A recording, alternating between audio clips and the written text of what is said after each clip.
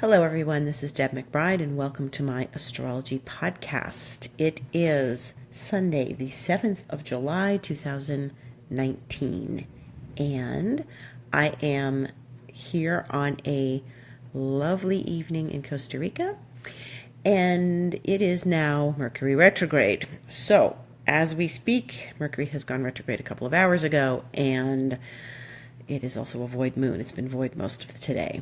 So it's one of those days. It's a lazy Sunday, and it's a Sunday of Mercury going retrograde for 3 weeks until July 31st. And the retrograde began at the degree of 427 Leo. So it's 4 degrees 27 minutes Leo. So if you are a fixed sign person, you may feel this very much. You may feel that this is happening. I know I certainly felt it yesterday. It just felt like this kind of mushy mental state that was happening that I really believe had a lot to do with the slowing down of Mercury and the turning around. So Mercury has been at 4 degrees for the last several days, since the 5th of July. It will be at 4 degrees until the 10th of July, at which point it'll go to 3 degrees, and then it really starts to move backwards. But today and tomorrow, it's pretty much at 4 degrees 27 minutes. And if you don't know what a Mercury retrograde is, then I will tell you. It means that the planet of communication, intellect, the mind, the rational mind, the way we speak, the way we communicate, or whether through written, spoken word, the way we articulate. Mercury retrograde means that this planet is, from our vantage point on the Earth, appearing to travel backwards. Now, planets do not travel backwards. We just imagine that they're traveling backwards. So essentially what's happening, and think of it this way, and I may have said this in a previous podcast, but to review for my new listeners, if you are driving on the highway and you're in your car and then there's lanes of traffic on either side of you, and you are now slowing down, and the traffic, say on your right side, is looking like it's still moving while you're slowing down, and they're pulling ahead of you, and then you pull ahead of them. You know how traffic goes. Like suddenly you're neck and neck with the blue car, and now that's not happening anymore. So you're moving ahead, and the traffic maybe next to you is now slowing down. And it looks like everybody is moving backwards on the right side in the right lane. If you're on the New York City subway, and you're in the train and you're in your car and you're looking over at the track next to you in the tunnel, sometimes it looks like that train is moving backwards. It's because of the relative speed of where you are versus the line of traffic or the train next to you. And it means that when we stand on the Earth is moving, we all move around the sun, and Mercury moves around the sun, and Mercury's closer to the sun than we are. So the relative vantage point of us looking at, Mercury, so we're driving on the highway next to Mercury, and Earth is, moving ahead, and Mercury looks like it's slowing down, and we look at that Mercury's lane of traffic, and Mercury's lane of traffic looks like it's going backwards. But that's not really what's happening. It's sort of an imagined thing in perspective. So you have to keep it in perspective and use your imagination. And what that feels like then, so since it's perspective and since everything is a projection in our world, it means that things that are communication related or ruled by communication or are affected by communication, they go awry during the Mercury retrograde period. Now, not every period of Mercury retrograde is the same, because it depends on where the sign is, the planet is, what sign it's in. It depends on what it's aspecting, and it depends on how we are, experiencing the retrograde, like, in our lives, what part of our horoscope is getting the Mercury retrograde. And if you are a Leo, you're going to feel this. And so what happens is we start to notice that our brains move differently and our communication skills move differently and our ability to process things is different.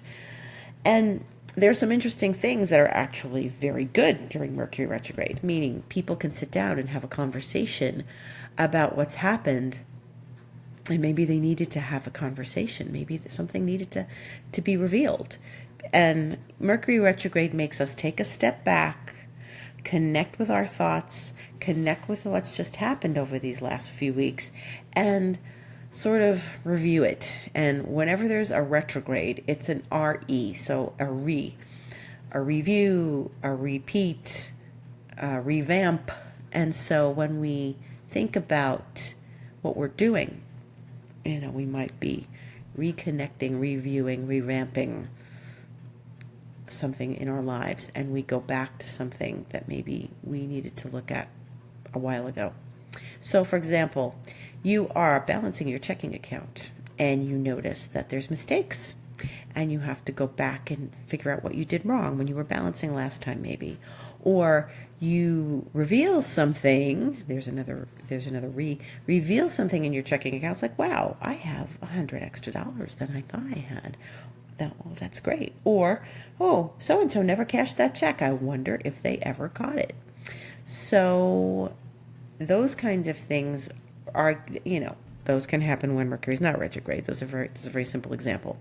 But sometimes when Mercury's retrograde, the truth gets told. So something that you knew was happening, or you had a feeling might have been happening, or maybe you were completely unaware was happening, somehow you get the answer during Mercury retrograde. It's like, oh, that's why it was so weird. You're an actor, you've auditioned for a part, you did a great job, they didn't call you back, you have no idea why. Because they were like the parts you were practically in the audition, and then you find out during Mercury retrograde, that's why. Because somebody came in after that, and it was just a tweens what they were looking for. Those things happen. That's, you find out during Mercury retrograde. Or you have to revamp something. It's a good time to revamp your house, revamp your website, revamp your closet. Now, when I say revamp your website, I don't expect you to launch something brand new. I expect you to stay with the same old name and URL and tweak things on your website, maybe change the colors, or look at it differently. But this is what we do during Mercury retrograde. And when it's in Leo, it is a time when it's creative. It's a time that's, for being friends. Mercury retrograde is about, reconnecting with people too that you're friends with. Maybe you haven't heard from somebody in a really long time and they show up now. That's a good thing. And, Leo's sort of a party sign. Leo's the sign of generosity and friendships and parties and socializing. And Leos love to socialize and be gregarious, and they're out there doing their thing. And so they love to be creative and put on a show and those kinds of things. And sometimes, our creativity and our social life gets a revamp during a Mercury retrograde. So that's something also you want to look out for.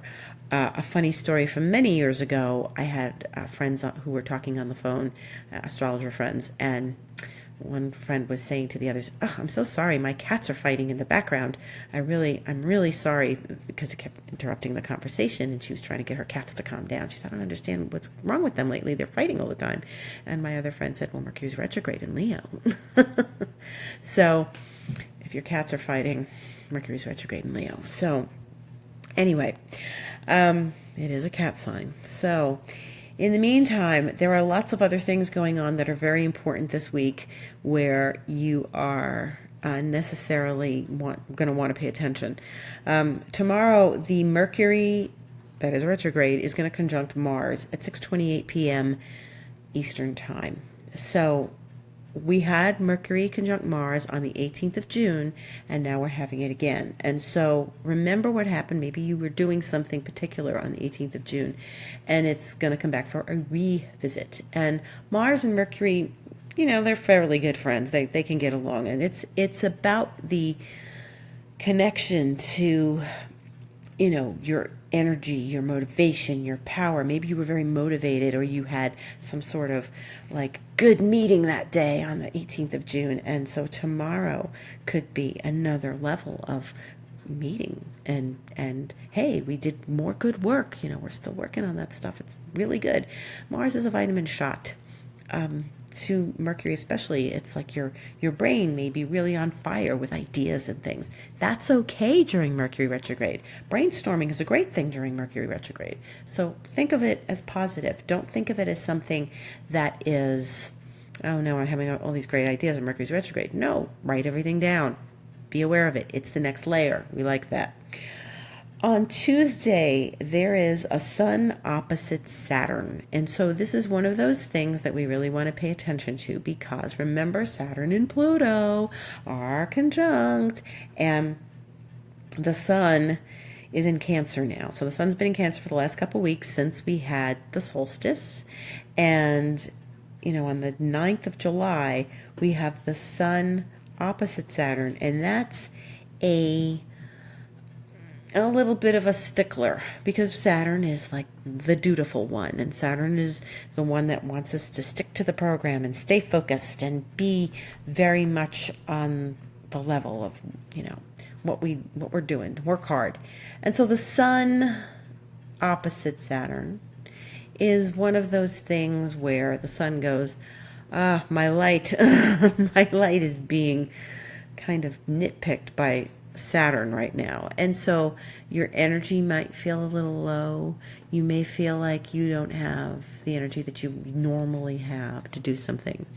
So just stay focused. Make sure that you're not getting too self-deprecating, that you're not being self-flagellating, and you're not beating up on yourself because you aren't getting things done, or because things aren't done perfectly the way you want them to be, or the way somebody else needs them to be, because Saturn, it's an opposition. It's the Sun sitting across the table from Saturn, and maybe people have expectations of you and you're not feeling like you're meeting them. And then sometimes you go into your meeting or whatever, and they're like, wow, that's great, that's brilliant, I love that, and you didn't even realize it. And that's some of the good news about Saturn. When we go in there and we get something, we're always a little self-conscious when we get into a Saturn thing. We feel like we aren't doing enough, or doing the right amount of work, or the right job. And then here it comes. You work extra hard because of that, and here comes like, oh, all the accolade, because Saturn helps us sort of over-prepare a little bit. So that's something you want to be aware of. And here's what's really important about that. Saturn's on the south node, and I've said this 10,000 times, but the Sun is on the north node. So we want the Sun to be highlighting the direction we're going in. The Sun is enlightening us to the direction we're going in. The Sun is our life force. It's on the north node. This is really important. Now, even though we had the eclipse last week, and the Sun and Moon were together, and they were close to them, they were at the north node. This is an exact conjunction of the Sun on the north node, because it's opposing Saturn, which is exactly on the south node. So the north node is where we're fulfilled. And so this is actually a good moment to really pay attention to what's fulfilling, what's going to fulfill us, what's going to get the job done, what's going to help us see the light in some way. Because remember, Saturn's been on the south node on and off for a while, and it's going to be there. It's exactly there now. It's going to be there all month. It's going to be on and off very close through September. And that's kind of a hard one to handle. It's necessary, because it helps us recognize where we have limitations, where we have patterns, where we have our needs that are not necessarily healthy needs. But it also helps us, get a little distance and some discipline, because Saturn's a disciplinarian. It helps us get some discipline on our south node habits. So wherever Capricorn is right now, you're getting some discipline, and you have to be more fastidious about your habits. So, cleaning up after dinner, and not, overindulging in anything, and being very aware of where you might be holding yourself back, or where that you need to be more disciplined. And so the sun is going to give us a little boost on the north node, and that's good. But remember, it's still opposite Saturn, and it's really, it might be a little bit of a, we're not quite working, to the best of our ability, or maybe we're overworking, or maybe we're going to go in there and overwork, and it's going to be great. So work as much as you can and as hard as you can, and stay focused, but don't beat yourself up over it. Just get the job done. There's other aspects this week that are very important. The sun is going to trine Neptune on Thursday the 11th. So the 11th is a kind of a hot day because there's a few things going on. The sun trine Neptune is really lovely. And so even though it's opposing Saturn, there is a lovely trine to Neptune, which is insightful and intuitive and creative, and a very lovely supportive aspect in the right measures. Meaning, doesn't mean if you don't get, I'm going to go out and get drunk instead of getting the job done, We don't want to do that. We want to stay focused on, the Saturn job, but also allow the creativity to flow, allow the beauty to flow, allow, Neptune is like a beautiful sunset. Neptune is where we are inspired. Get inspired and get your tasks met. But Sun, Neptune, everything's in water. So the sun is in Cancer and Neptune's in Pisces, and that's going to happen very early, like 12:30 a.m. on the 11th in Eastern time. And if you really feel like, you are getting an inspiration, stay with it. Even if it's 12:30 a.m. on the East Coast and you're getting inspired. Neptune's slow, and the sun takes a day to kind of pass through a degree. So it's really going to be all of, like, you're going to start feeling it on Wednesday the 10th, and then you're going to feel it for most of Thursday, Friday, and then it'll start to sort of fizzle out. But this is really a very important aspect. It doesn't do this very often, maybe a couple times a year, and this is sort of a reprieve for us. This is, when it's a trine, sun trine Neptune, you're opening to something, because that's a lovely smooth aspect. You're opening to some inspiration, some clarity in a way. Or maybe you're just feeling very good. Maybe you're feeling good about what you're doing, It's an easy flowing aspect, but it's good if you're working on something creative and you want to be inspired. This is the time to kind of push it a little bit. So it softens the blow of the Saturn. It softens the Saturnine, self-criticism. But, and it's very interesting because Saturn is in its own sign of Capricorn, and Neptune is its own sign of Pisces. So both of them are just very powerful right now. But when you're looking at this, you can balance. Remember, but Sun Saturn's Tuesday, Sun Neptune's Thursday. So there may first come I got to get this done. I got to meet a deadline. I'm such a dork. I haven't done this. And then there's the trine from Neptune that goes, okay, now I feel inspired. Now I get it. Now I know what that was about. Or I know what the lesson was about. Inspiration. I realized what that lesson was about. That lesson I had to learn the other day. Do be careful on Thursday because Mars is squaring Uranus. This is another hot aspect. It's going to be 2 p.m. Eastern time. Mars, Uranus, Mars takes 2 years to go around the whole zodiac. So when it squares Uranus, we sit up and take notice because it's only a couple, like once a year or so. And Mars is in Leo, as we know, because it's with Mercury. And Uranus is in Taurus, as we've been talking about for the last several months. And so these are stubborn, fixed signs. And Mars is in Leo with, this gusto, this desire to be powerful and to be, to be king. Mars, it's Mars. It's a male planet. It's an energy. That's very masculine, but it's also where we're confident and we're going to take initiative and be motivated. And so when it's in Leo, we want that. We want everyone to sit up and notice that we're taking initiative and that we're doing things that are, creative and powerful, and it's good. It's a really good energetic sign. It's a great place for Mars to be. Mars likes being in a fire sign. But when it squares Uranus, there's often a bit of tension between yourself and yourself. It's a square. It's not an opposition. So this is where we have to navigate nicely our ambition, our motivation, our desire to get things done, and our qualities of innovation, of electrical energy, our qualities of where we want to be different, where we want to change things, where do we want to shake it up. And Mars kind of comes in and wants to shake things up because it squares Uranus. It's like, let's rattle the cage. Let's shake things up and make it a different experience. And Mars and Uranus together can be volatile. So we want to be careful. If you have a Mars-Uranus in your chart, you want to especially be careful because maybe this is when you trip over the carpet in the living room, or you, are driving and you're going a little too fast. So, this is electrical energy. This is bright energy. This is great for accomplishing things, but you also have to not be overbearing. Mars and Leo is like in your face. And so when it squares Uranus, it's like, and it's, Uranus is in slow Taurus and Mars is in fast Leo. And Mars wants to drive the car really fast, the red car really fast, because it's in fire.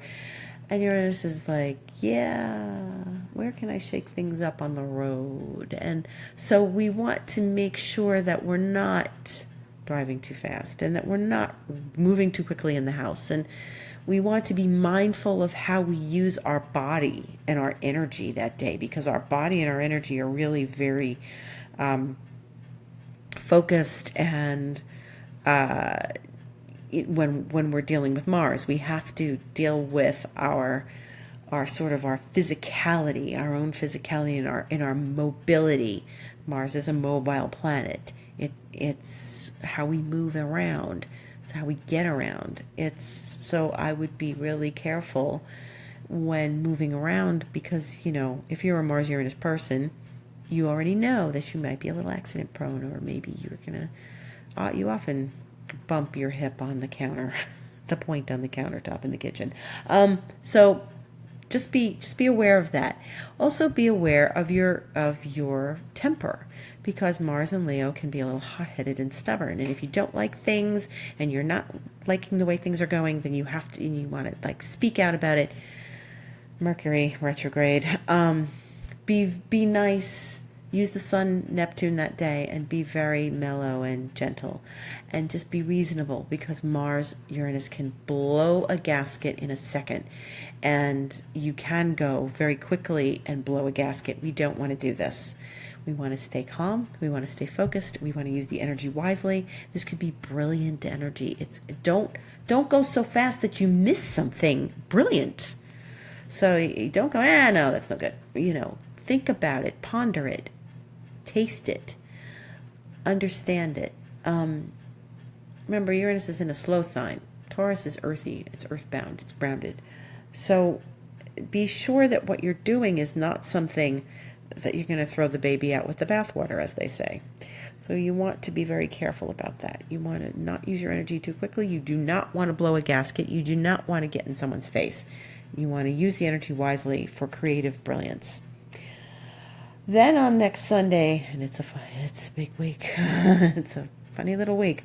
The Sun is opposite Pluto. So remember, Saturn and Pluto are together. And if the Sun is opposing Saturn, then coming round the bend, the Sun is opposing Pluto.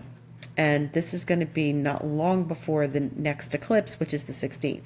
So on Sunday the 14th in the morning, 10:46 a.m. in Eastern Time, the Sun is opposing Pluto, which is transformational, which is where we want to seek transformation, seek an epiphany, seek something that is going to be deep and powerful and intense. So, a lot of intensity this week. Sun Saturn moves to Sun Pluto. So in those days between Tuesday the 9th and Sunday the 14th, the Sun is moving from its opposition with Saturn to its opposition with Pluto, which means that the Sun is sort of navigating both of those planets. It's in the sign of Cancer, which is a gentle, hospitable, lovely, creative sign. And then it's, coming head to head with that opposition to Saturn and then moving into the opposition to Pluto. So now it's not wedged between the two of them like it was back in January, because it's not in the same sign they are, but it's sort of staring across the table at both of these big guns, and it's trying to navigate and please both of them. So remember, when you're dealing with people, again, it's an opposition. Who's across the table from you?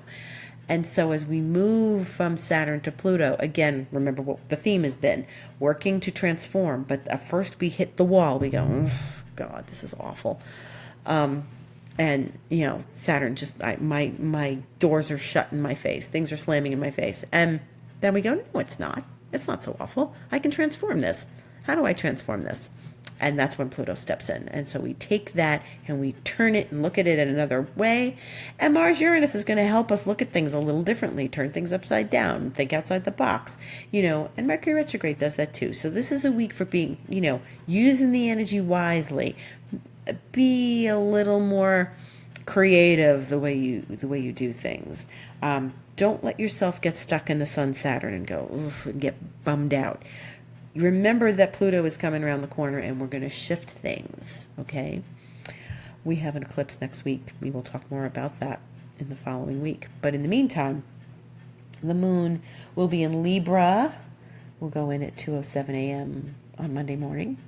It's going to stay in Libra. It's going to go void. We've got a lot of voids this week. The moon is going to stay in Libra until the middle of the night on Wednesday, like in the overnight in the morning, but it's going to be void from 3:30 p.m. on Tuesday onward. So it's a void for half the day on Tuesday. So that's okay. Get your tasks done. Lots to do. 3:35 Eastern time. On Wednesday, then it goes into Scorpio, and so here we are with Mars and Leo, and then it co-rules Scorpio. We're getting that Scorpio energy on Wednesday, on Thursday. And then Thursday night, the moon is void in Scorpio from 8:30 Eastern time until 11 a.m. on Friday. And then Friday, it's, hey, we're in Sag. But there's like these voids that are not happening like in the middle of the night. They're happening in the middle of the day. So, it's like, start the weekend on the 12th. Moon in Sag. Yeah, let's party. And then there's moon in Sag all day Saturday. And then it goes void 9:30 on Saturday evening. So it's void until 7 p.m. on Sunday the 14th. So the moon is void almost all of Sunday. So almost the whole of Sunday is just like, go to the movies, watch TV, have a good time. It's void in Sag, which is a party sign ruled by Jupiter, which is in Sag. And even though the moon is going to conjunct Jupiter on Saturday afternoon, which is like, yeah, let's party. And there's all those planets in Leo, Mercury, Mars, everything's going to be like, we're fired up, we want to go. There's going to be just a point when it just gets to be too much. So, chill out Sunday. Use the time wisely as well, because you do want to take advantage of the Sun Pluto and the Sun, moving in that navigated way from Saturn to Pluto. And that's it. I bid you a good week. I wish you very well this week of Mars and Uranus and all this exciting energy. Take care. And if you are interested in a session with me, my email is deb@debmcbride.com. My website is debmcbride.com. My Instagram and Twitter are @debastrology. And we'll talk next week about an eclipse. Thank you for listening.